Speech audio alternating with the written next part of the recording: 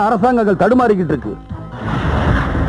Criminals நீங்க செய்யற குற்றங்களையும் கொலைகளையும் நாங்க கண்டுக்காம இருக்கணுங்கிறதுக்காக நீங்க கொடுக்கிற ஒரு மாசம் மாமூலே இவ்வளவு. அப்ப உங்களுக்கு வருமானம் எவ்வளவு?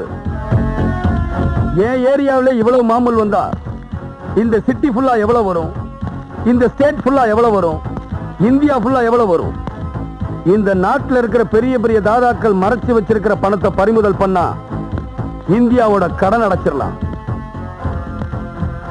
ஊழல் பண்ண அரசியல்வாதிங்க ஒளிச்சு வச்சிருக்கிற பணத்தை பறிமுதல் பண்ணா இந்தியாவை வாழ வச்சிடலாம்.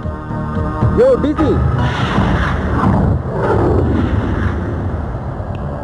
நீ இந்தியாவை வாழ வைக்கிறதுக்காக எங்களை வர சொன்னியா இல்ல உன் குடும்பத்தை வாழ வைக்கிறதுக்காக எங்களை வர சொன்னியா? இனிமே உங்க அராஜகத்தை நிறுத்திக்கிங்கன்னு எச்சரிக்கை பண்றதுக்காக வர சொன்ன. என்னது எச்சரிக்கை பண்றதுக்கா? எச்சரிக்கை பண்ண நீ யாரு? ஏதோ நீ கூப்பிட்டியே, நீ இன்னைக்கு பண்ண வேண்டிய கொலையை நாளைக்கு பண்ணலான்னு ஒத்தி வச்சுட்டு வந்த. நீ பொட்டி வாங்கினாலும் கொலை பண்ணுவேன், வாங்கல நானும் பண்ணுவேன். வாஞ்சிநாதா, உன்ன மாதிரி புதுசா வந்து எகிற எத்தனையோ அதிகாரிகளையும் நான் பார்த்திருக்கேன்.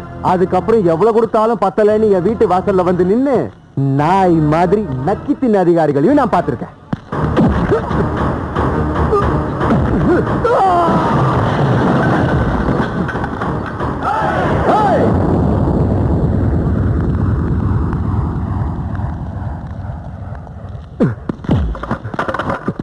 இங்க பார் வாஞ்சிநாதா, சட்டத்தை மதிக்கிறவன் தாண்டா என் முகத்தை பார்த்து பேசணும்.